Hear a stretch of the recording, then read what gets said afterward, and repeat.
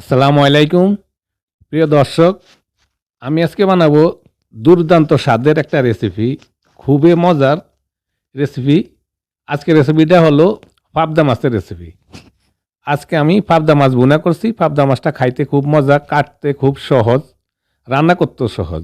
চলুন শুরু করা যাক। আমি এখানে একটা প্যানে একটু তেল গরম দিয়ে দিছি। আমি 4টা পাবদা মাছ কেটে ধুয়ে সাফ করে নিয়েছি। আমি একটা স্টিলের নেট দিয়ে ভালো করে ঘষে ঘষে কালো দাগটা উঠিয়ে নিছি। তারপর হলুদ, মরিচ, লবণ লাগিয়ে নিছি। এবার আমি মাছগুলোকে ভাজি করে নিব। প্রিয় দর্শক, ছোট একটা রেসিপি, ছোট করে দেখানোর চেষ্টা করছি। রেসিপিটা বড় করি না, আশা করি সাথে থাকবেন, পুরো রেসিপিটা দেখবেন। এবার এক সাইড হয়ে গেছে, আমি শর্টকাটে রেসিপিটা দেখানোর চেষ্টা করছি। এবারে মাছগুলোকে আমি উল্টে দিলাম। প্রায় আমি 3 মিনিটের মতন এক সাইড ভাজি করে নিয়েছি। 3 মিনিট সময় লাগছে। এবার এই সাইডও আমি এমনিভাবে দোনো সাইড ভাজি করে নিলাম। মাছগুলো ভাজি হয়ে গেছে, এবারে মাছগুলো উঠিয়ে নিব। তারপরে সেম প্যানে আমি দিয়ে দিলাম 2টা পেঁয়াজ কুচি। পেঁয়াজগুলোকে আমি একটু হালকাভাবে লাল করে নিব। পেঁয়াজগুলো হালকাভাবে লাল হয়ে গেছে। এবার দিয়ে দিলাম আমি 1 চামচ রসুন আর 1 চামচ আদা। আদা রসুনগুলোকে আমি তেলের সাথে একটু ভাজি করে নিব। প্রিয় দর্শক, পাবদা মাছের রেসিপিটা কিন্তু খুব মজা, খুব সহজভাবে বানানো যায়, খুব শর্টকাটে, কাটতেও খুব সহজ, কোনো ঝামেলা নাই, আর খাইতে তো অত্যন্ত মজা। এবার দিয়ে দিলাম ছোটো চামচের 1 চামচ হলুদ, আর 1 চামচ দিলাম মরিচের গুঁড়া, আর আধা চামচ দিলাম জিরা গুঁড়া, আর আধা চামচ ধনিয়া গুঁড়া। তারপর আমি দিয়ে দিলাম একটু পানি। পানি দিয়ে আমি প্রায় 3-4 মিনিটের মতন মশলাগুলোকে পেঁয়াজের সাথে আমি কষিয়ে একেবারে শুকনা করে নিব।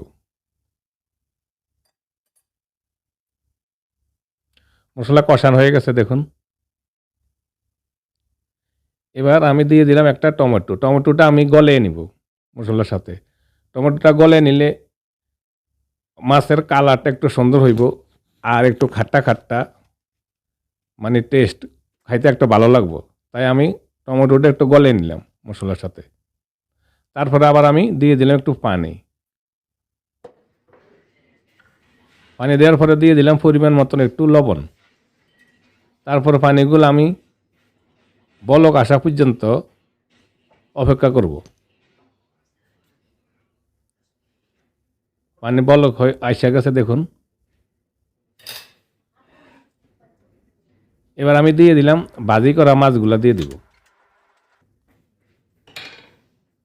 তারপরে আমি ঢাকনা দিয়ে 10 মিনিট পাকিয়ে নিব। চলে আসলাম 10 মিনিট পর। আমার পাবদা মাছ ভুনা হয়ে গেছে।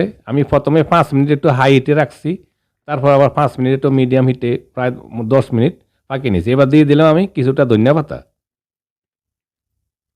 ধনিয়া পাতা দিয়ে আমি আবারও ঢাকনা দিয়ে প্রায় 2 মিনিটের মতন একটু রাখবো, যাতে ধনিয়া পাতাগুলো একটু নরম হয়ে যায়। চলে আসলাম 2 মিনিট পর। আমার পাবদা মাছ ভুনা রেডি দেখুন।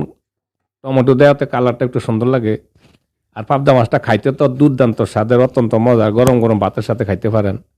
পাবদা মাছের স্বাদের কথা আপনারা সবার জানা আছে, আমি আর বলা লাগবে না। আশা করি রেসিপিটা আপনাদের পছন্দ হবে। খুব শর্টকাটে অল্প সময়তে আমি ছোটো করে রেসিপিটা দেখানোর চেষ্টা করছি। প্রিয় দর্শক, যদি রেসিপিটা পছন্দ হয় তাহলে আমার চ্যানেলটা সাবস্ক্রাইব করে সাথে থাকুন প্লিজ। আমি এবার একটা বাটিতে বাইরে নিচ্ছি দেখুন, কালারটাও কেমন সুন্দর, দেখতেও কেমন সুন্দর লাগে। আশা করি এমনিভাবে আপনারা পাবদা মাছের রেসিপিটা সহজে বানিয়ে নিতে পারবেন। ধন্যবাদ, সবাই ভালো থাকুন, সুস্থ থাকুন, আল্লাহ হাফেজ।